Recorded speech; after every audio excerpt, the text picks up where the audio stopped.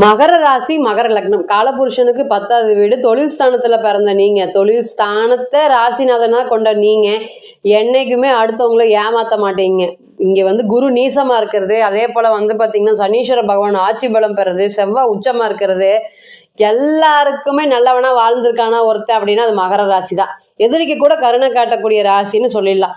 எந்த ஒரு விஷயத்தையுமே நமக்கு என்ன அப்படின்னு யோசிக்காம அடுத்தவங்க இடத்துல இருந்து யோசிக்கக்கூடிய மகர ராசி. இன்னைக்கு கடவுளோடைய அனுகிரகம் மட்டும்தான் இருக்கு, வேற யாரோடைய அனுகிரகம் இல்லை. சனீஸ்வர பகவான் தூக்கி வாரி போட்ட மாதிரி நிறைய பலன்களை ஏற்படுத்தி கொடுத்துருக்காரு. இன்னைக்கு பாருங்க, ராசிநாதன் 3ஆம் இடத்துல இருக்கிறார். முயற்சி பண்ணிட்டே இருக்கீங்க எந்த ஒரு விஷயத்தையுமே, ஆனா எங்க ஆரம்பிச்சிங்களோ அங்கேயே நிக்கிற மாதிரி ஒரு சூழ்நிலைகள். யாரையும் ஏமாத்தல, யாரையும் ஏமாத்தவும் விரும்பல. இருந்தாலும் எனக்கு ஏங்க வாழ்க்கையில ஒரு வளர்ச்சி இல்லை, நான் பொதுவாக யாரையுமே பார்த்து பொறாமப்பட மாட்டேன், இன்னைக்கு மற்றவங்க மாதிரி ஒரு வாழ்க்கை எனக்கு இருந்திருந்தா எப்படி இருக்கும் அப்படின்னு ஏங்கிற மாதிரி ஒரு சுச்சுவேஷன் கொடுத்துருக்குதா. நிறைய அவமானங்க, அடிபட்டுறது எல்லாமே சொல்லவே தேவையில்லை. அடிபட்டு அவமானங்கள், தொழில் நஷ்டம், இது 3ம் கடக்காத மகரம் இல்லவே இல்லை. அதுவுமே பார்த்தீங்கன்னா சில பேருக்கு எல்லாமே இதுதான் வாழ்க்கை அப்படிங்கிற பெரிய பாடத்தை சனீஸ்வர பகவான் ஏற்படுத்தி கொடுத்துட்டாரு. எங்கேயோ சறுக்கல் விழுகுது அப்படிங்கிறது எனக்கு தெரியும். என் குடும்பத்துல இருந்தே எனக்கு தேவையானது கூட கிடைக்காம போயிருச்சு. அண்ணன் தம்பி எல்லாமே ஓடுது. ஏன்னா இதனுடைய ராசி 7வது ராசியை பிரதிபலிக்கும். அப்போ கடகத்தை இந்த ராசியை பிரதிபலிக்கிறதுனால தாய் அன்பு அப்படிங்கிறது இந்த யதார்த்த தன்மை அப்படிங்கிறது மகரத்துக்கு ரொம்பவே அதிகமா இருக்குங்க. இன்னைக்கு நீங்க வாழக்கூடாதுன்னு மற்றவங்க கங்கணம் கட்டிட்டு சுத்துற மாதிரி ஒரு சூழ்நிலைகள்.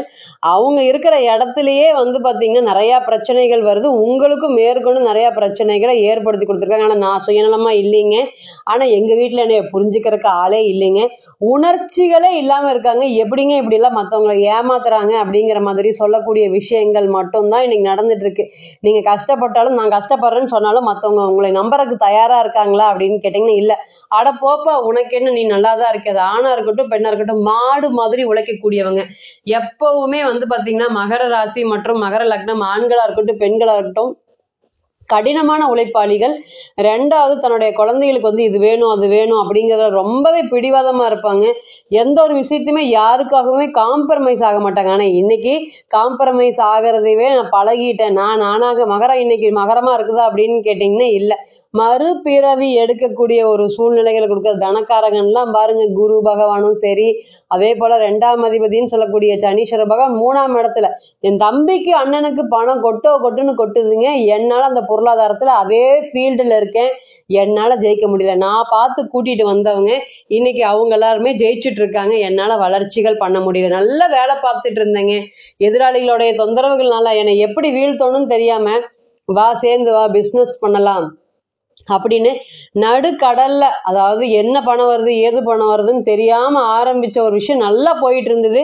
திடீர்னு எல்லாம் முடிஞ்சு போய் என்னை விட்டுட்டு போயிட்டாங்க அப்படிங்கிற மாதிரியான பல சூழ்நிலைகளை மகரம் நிறைய சந்திச்சிருக்கா அப்படின்னு கேட்டிங்கன்னா இருக்கு. 1-2 பிரச்சனைகள்ல பொருளாதாரம் சம்பந்தப்பட்ட பிரச்சனைகள், குழந்தைகள் சார்ந்த பெரிய பெரிய பிரச்சனைகள் எல்லாமுமே பார்த்தீங்கன்னா மகரம் ஃபேஸ் பண்ணிட்டு இருக்கு. குழந்தைகள்னால அவமானங்களும் நிறைய சந்திச்சுட்டு இருக்கு.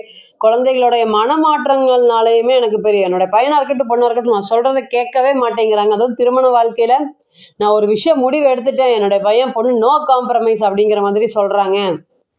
அப்படிங்கிற மாதிரி எந்த பக்கம் போனாலுமே பிரச்சனைகள் வந்துட்டே இருக்குது அப்படின்னு சொல்லாத மகரம் இல்லை. நிறைய இன்னுமே சொல்லலாங்க.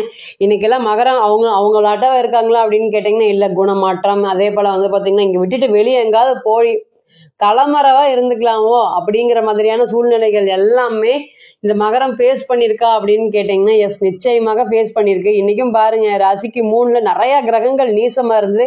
இப்போதான் படிப்படியாக ஒன்னொரு கிரகமாக வெளியே வருது. இதெல்லாம் என்ன இண்டிகேட் பண்ணுது அப்படின்னு கேட்டிங்கன்னா கஷ்டப்பட்டதுக்கு தகுந்த மாதிரி பலன் வரவே இல்லையே, கஷ்டப்பட்டு உழைச்சி எஃபர்ட்ஸ் போடுறேன் அதற்குண்டான பணம் வரவே இல்லையே, எது எடுத்தாலும் ஒரு ஸ்டக்கு நிற்கிதங்க அப்படின்னு சொல்லாத நாட்களே இல்லை. இன்னைக்கெல்லாம் ஏதோ ஏனோதானு பாருங்க. ராசிக்கு 7ல் செவ்வாய் நீசமாயி ராசியை பார்க்குறாரு. மனமாவது சரியா இருக்கா, மன போராட்டங்கள் தான் அதிகமா இருக்கு. ஸ்டெடியா இருக்கீங்களா அப்படின்னு கேட்டிங்கன்னா இல்லை. இந்த சூழ்நிலையில குரு சூரியன்கிற சிவராஜ யோகம் என்ன மாதிரியான பலன்களை கொடுக்க போகுது? இது 6ஆம் இடத்துல அமைஞ்சிருக்கக்கூடிய பலன்கள். இந்த மகர லக்னம் மகர ராசிக்கு சூரிய பகவான் பார்த்தீங்கன்னா அஷ்டமாதிபதியா வராரு. 6ல் மறைஞ்சிருக்கக்கூடிய பலன்கள், குரு சூரியனோட இருக்கக்கூடிய பலன்கள் எப்படி இருக்க போகுது? ராசிக்கு 12ஆம் இடத்தை பார்க்க போறாரு. இதனால ஒரு முன்னேற்றம் அப்படிங்கிறது இருக்குமா?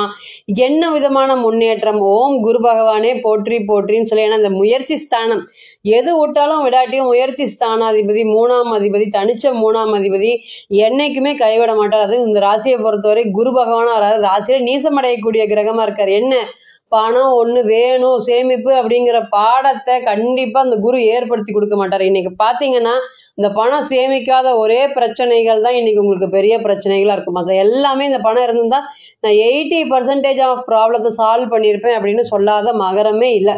இன்னைக்கு பாருங்க, திருமண வாழ்க்கைங்கிறது கேள்விக்குறியா இருக்குது. 10 வருஷம் வாழ்ந்துட்டு 20 வருஷம் வாழ்ந்துட்டு அதை எல்லாமே தவிர்த்து திருமண வாழ்க்கை அப்படிங்கிறது என்ன சொன்னாலுமே நோ காம்ப்ரமைஸ், ஏது பேசினாலுமே நோ காம்ப்ரமைஸ் அப்படிங்கிற மாதிரி திருப்பி வந்து வாழ்வாங்களா வாழ மாட்டாங்களானே ஒரு சூழ்நிலைகள் சொல்ல முடியல. அப்படிங்கிற அளவுக்கு இன்னைக்கு செவ்வாயோடைய நீச பலன்கள். அடுத்ததும் பாருங்க, செவ்வாய் அஷ்டமத்தில் போய் கேதுவோட இணைய போறாரு.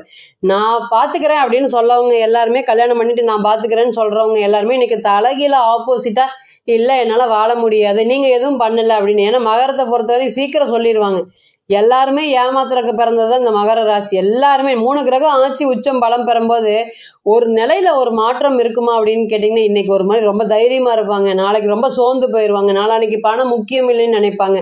இந்த மாதிரி அனுதினமும் பலன்கள் வந்து பார்த்தீங்கன்னா ராசியில் மாறுபடுறதுனால, உச்ச நீச கிரகத்தை பொறுத்து மாறுபடுறதுனால, நிலையில்லாத தன்மையினாலேயே வாழ்க்கையை அத்தனை பிரச்சனைகள் சந்திச்சிட்டாங்க. இந்த குரு சூரியன்கிறது நிலையான வாழ்க்கையை கொண்டு போக விடுமா? இது மாதக்கோள். அதே போல் வந்து பார்த்திங்கன்னா குரு பகவானுடைய வருடக்கோளுடைய இணைவு, அஷ்டமாதிபதியும் ஆகிறாரு, 6 ஆகிறாரு. அப்போ இதனால் என்ன பலன்கள் ஃபஸ்ட்டு வந்து அப்படின்னு கேட்டிங்கன்னா, என்னால் இவங்க மத்தியில் இருக்கவே முடியலைங்க, நான் வெளியே போய் வாழலான் இருக்கேன், பிறந்த ஊரை விட்டுட்டு வெளியே போகலான் இருக்கேன், வளர்ச்சிகள் ஏற்படுமா, வெளியே போகிறதுக்கு பயப்பட்டுட்டு நான் எங்கேயுமே முயற்சி பண்ணாமல் இருக்கேன், இனி வரக்கூடிய காலங்கள் அதனால் ஜெயிக்க முடியுமா? எல்லாருக்கும் பார்த்தீங்கன்னா மகரத்தை பொறுத்தவரை இந்த வேலை செய்ய, இதில் இவ்வளோ பணம் வரும், இந்த தொழில் பண்ணி இதில் இவ்வளோ பணம் வரும், இங்கே வாங்க இங்கே வேலை செய்யுங்க, எல்லாரும் முன்னேறுங்கன்னு பல பேருக்கு வாழ்க்கையை அள்ளி கொடுத்து தெய்வமாக இருக்க நீங்கள் இன்னைக்கு மற்றவங்ககிட்ட வேலை கைக்கேந்து வேலை இருக்கிற மாதிரி ஒரு சூழ்நிலை, இந்த வேலை நமக்கு இருந்தால் போதும் அப்படிங்கிற மாதிரி ஒரு சூழ்நிலைகள் எல்லாமே நடந்துட்டு இருக்கு. உங்களுடைய தன்மானத்துக்கு மீறி அந்த இடத்துல நீங்கள் வேலை செய்கிறீங்க, நிச்சயமாக எனக்கு கேட்குது. குரு பகவானுடைய அனுகிரகம் உங்கள் ராசிக்கு நிச்சயமாக இருக்குது. சனீஸ்வர பகவானும் இன்னைக்கு முயற்சி பண்ணிட்டு இருக்காரு. கடுமையான முயற்சி ஸ்தானத்தில் இருக்கிறதுனால எல்லா விஷயம் தூக்கி எறிஞ்சு ஜெயிக்கக்கூடிய காலம் வந்துருச்சு. 2வது தர யோகம் அப்படிங்கிறது வெளியில் போனால் நிச்சயமாக சக்ஸஸ் ஏற்படும். 2வது சொந்த பந்தங்களுடைய நட்பு உறவு எல்லாமே இனி வரக்கூடிய காலங்களில் படிப்படியாக விலகும். கிட்டத்தட்ட ஒதுக்கி வச்ச காலம் மாதிரி இருக்குங்க. எல்லாரும் சேர்ந்து உங்களையே ஓரங்கட்டி ஒதுக்கி ஏதாவது பேசி அவமானப்படுத்தி எல்லாரும் எதிரியெல்லாம் சேர்ந்து உங்களை வந்து பார்த்திங்கன்னா யார் கூட நீங்கள் சகஜமாக இருந்தீங்களோ அவங்களாம் இன்றைக்கி உங்களுக்கு அகெயின்ஸ்டாக பேசுகிற மாதிரி ஒரு சூழ்நிலைகள், அது எல்லாமே இனி சண்டை சச்சரவுகள் எல்லாமே இதுலேருந்து விட்டு வெளியே வரவும். அதே போல் வந்து பார்த்திங்கன்னா தொழில் நஷ்டங்கள், இத்தனை நாளாக தொழில் நஷ்டத்தில் ஓடிட்டுருக்கு. எங்கள் அப்பாட்ட ஹெல்ப்பு கேட்கலான் இருக்கேன், எங்கள் அப்பா வந்து பார்த்திங்கன்னா ஒரு பெரிய அளவுக்கு பொருளாதாரத்தை எனக்கு ஹெல்ப் பண்ணுவாரா, சப்போர்ட் பண்ணுவாரா, அவரால் நான் முன்னேற முடியுமா, இந்த தொழிலில் வந்து கடன் ஏற்பட்டுருச்சு அதுக்கு அவர் பொருளாதார உதவி சப்போர்ட் பண்ணுவாரா, பண்ணுறேன்னு சொல்லியிருக்காரு அப்படின்னு சொல்லக்கூடிய நபர்கள் அனைவருக்குமே இந்த கோச்சாரம் நிச்சயமாக அப்பா சார்ந்த ஆதரவு கண்டிப்பாக கிடைக்கும் அப்படிங்கிறத நீங்கள் எழுதி வச்சுக்கலாம். ரொம்ப யோசிக்க வேண்டாம். செவ்வாய் கேதுவோட இணையிறதுனால இன்னும் பிடிவாதம் அப்படிங்கிறது மகரத்துக்கு ரொம்ப அதிகமாக இருக்கும். முரட்டு பிடிவாதத்தினால வாழ்க்கையில் வரக்கூடிய பலன்களை வந்து நல்ல பலன்களை நீங்கள் இழந்துடாதீங்க. ஆல்ரெடி நீங்கள் மைண்டு ஸ்ட்ரெஸ்ஸில் டிப்ரெஷனில் அதிகமாக இருக்கிறதுனால சேமிக்க முடியல அப்படிங்கிற எண்ணங்கள் இனி படிப்படியாக சேமிப்புகள் அனைத்துமே சொத்தாக மாறக்கூடிய காலமாக கண்டிப்பாக இருக்கும்.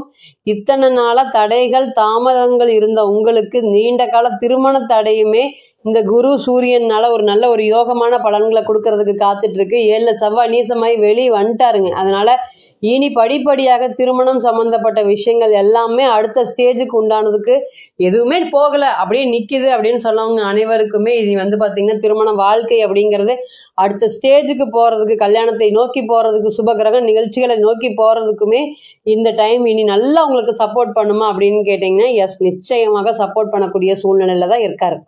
ஆக மொத்தம் இந்த குரு சூரியன்கிற சிவராஜன் யோகம் இப்போ இருக்கக்கூடிய சூழ்நிலையிலிருந்து புதிய வேலை வாய்ப்புகளும் திருமண வாழ்க்கை சம்பந்தப்பட்ட விஷயங்களுமே அதே போல் முயற்சி ஸ்தானம் பலம் பெறதுனால இத்தனை நாள் இல்லாத முயற்சிகள் இனி வெற்றி கை கொடுக்குமா அப்படின்னு கேட்டிங்கன்னா எஸ், நிச்சயமாக கை கொடுக்கும் அப்படிங்கிறதுல எந்த ஒரு மாற்றமும் இல்லை. இப்போ நீங்கள் கேட்டுட்டு இருந்த அனைத்துமே கோச்சார பலன்கள் தான். 40லிருந்து 60% மட்டுமே பொருந்தும். தனிப்பட்ட ஜாதகத்தை நம்ம எடுத்து தசா புத்தி நடப்பு அந்தரம் கணிக்கும் போது கிரகம் பெற்ற பலம் பலவீனம் அடிப்படையில் பிறந்த கால ஜாதகம் மட்டுமே 100% அப்படிங்கிறத உண்மையாக சொல்லலாம். தனிப்பட்ட ஜாதகத்தை நீங்கள் ஆலோசனை பண்ண விருப்பப்பட்டால் கீழே இருக்கக்கூடிய இந்த நம்பருக்கு கான்டாக்ட் பண்ணுங்கள். நான் வணங்கக்கூடிய நரசிம்மர் உங்கள் எல்லோருக்குமே நல்ல வளமான வாழ்க்கையை ஏற்படுத்தி தர நான் நிச்சயமாக பிரார்த்தனை பண்ணிக்கிறேன். மீண்டும் ஒரு பதிவில் உங்களெல்லாம் சந்திக்கும் வரை உங்களிடமிருந்து விடை பெறுவது உங்கள் அஸ்ட்ரோ புவனேஸ்வரி. நன்றி, வணக்கம்.